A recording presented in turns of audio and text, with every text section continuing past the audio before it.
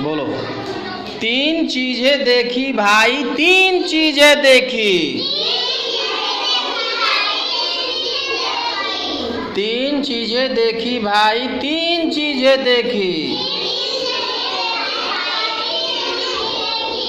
एक डाल पर थी मकड़ी, लकड़ी पर बैठी मकड़ी, मकड़ी खा रही थी ककड़ी। मकड़ी ककड़ी लकड़ी,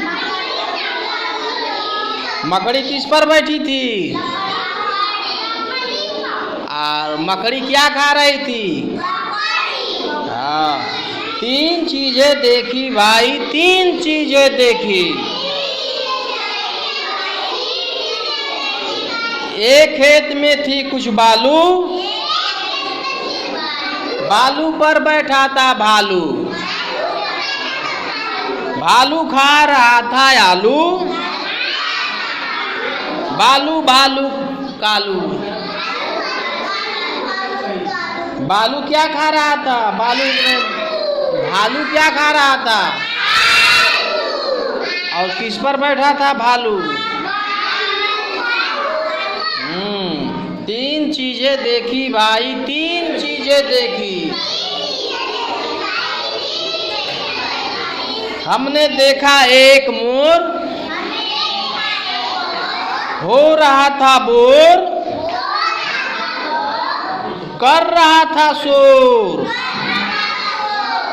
मोर बोर शोर, मोर क्या कर रहा था? तीन चीजें देखी भाई, तीन चीजें देखी। हमने देखी एक गैया, खा रही थी दैया,